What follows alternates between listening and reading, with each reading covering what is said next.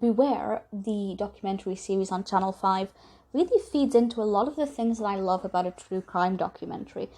Now, this is, well, there are 4 episodes currently on My 5. I'm not sure if that's all of them, but I can confirm that the 4 I watched were brilliant. And this utilises CCTV footage and body cams to basically display the kind of things that police and the emergency services have to deal with on a very frequent basis. And I have to say, some things in this are disturbing. There are 2 things that really stood out to me as being really difficult. Most of the things here are, CCTV catching robbers or, car chases, things like that. But there are 2 things that really were quite emotional. So I'll talk about those towards the end, just in case you don't want to know anything about it and want to go in, with no prior knowledge. And I certainly recommend doing that if you're interested in this, because some of the clips that are shown are quite surprising and also quite entertaining. The 4th episode is called Christmas Carnage, and that's, all of the clips are festive. And some of them are, pretty entertaining. It's a lot more relaxed than the other 3.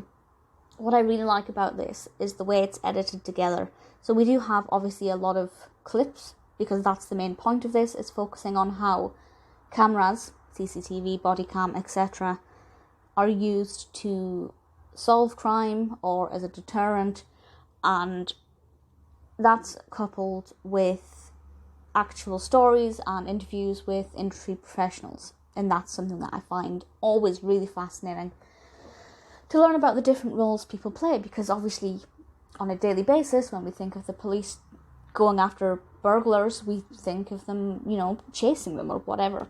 But actually there are people monitoring a lot of cameras all of the time, and it's kind of a lot of behind the scenes work going on, and that's really fascinating. And I really like how it kind of explained that and went into detail about those. And I can't really fault it. We do also get to learn quite a lot about India 99, which is the police's, I think it's a £5 million rescue helicopter. Well, not necessarily a rescue helicopter, just a helicopter, the eye in the sky, if you like. And we do get to see a lot of footage from the helicopter, and I just love the heat mapping. I think it's such a fascinating concept, and I never understand why people think that they can, hide in a bush and they're not going to be detected by the helicopter. Like, this is advanced technology. You really will be captured. So I always enjoyed those bits. But for me, there were 2 moments that stood out, and I will explain those now. So if you don't want to know, I'll just say 4 episodes, about an hour each. Really engaging, really entertaining. Thoroughly enjoyed them. I hope we get more episodes. As I said, a lot of it is CCTV, but we do also have a good number of body cams and from the helicopter as well. Definitely worth watching. So those 2 things that I was on about, if you've seen them, you'll know them, and you might even be able to pinpoint them yourself. So the second one, I guess, because this was less shocking, was the one where the madman was running with the machete in the back gardens. There were children there, and the plainclothes officer had to go on the roof and tell them to get indoors.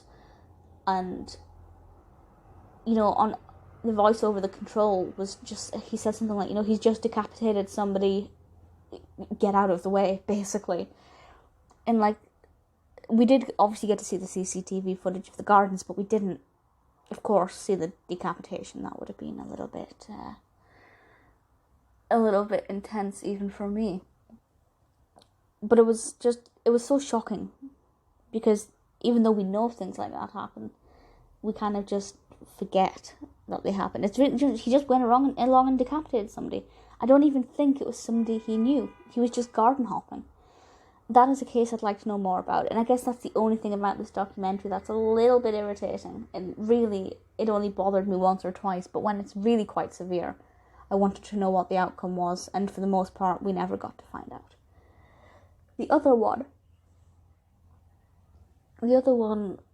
I believe it was the first episode, and quite early into the first episode, and it was a body cam clip, and there'd been a call about domestic violence, and they turn up at this house, they knock on the door, the man enters, the husband the police ask about his wife, and it seems like he's not going to let them in, but then they have to go in. They force their way in, really, and the police, whoever's in front, as they enter the living room and turn, we're watching this, obviously, through their body cams, and there's just a woman sitting there, quite an elderly woman. I don't know exactly how old she is. I'd say maybe 60s. But again, it's hard to tell because of the state of her face. Black and blue doesn't cut it. She had been abused very badly. She was beat up. And it was just unexpected that they just walked in and she was sitting there just covered in bruises and black eyes. And it was... When you think that that's what the police deal with on a daily basis, and they never know what they're going to find or come across, it was intense, and it was interesting to see, and it was powerful. But I think that's an image that will stay with me for a very long time, because it was domestic violence, but it was calm. It was seen. She was just sitting there. She wasn't hysterical, she wasn't rocking back and forth, she wasn't shivering or shaking. And to me, that kind of suggests that this happens on a frequent basis and she's used to it, and that's not acceptable, really. So that really moved me. It's really, really good 4 episodes, though. Not necessarily if you've got a weak stomach. There'll be a couple of cases that will kind of hit you, but definitely worth watching. The pacing's great, the editing's great. I love it, and I just hope they do some more.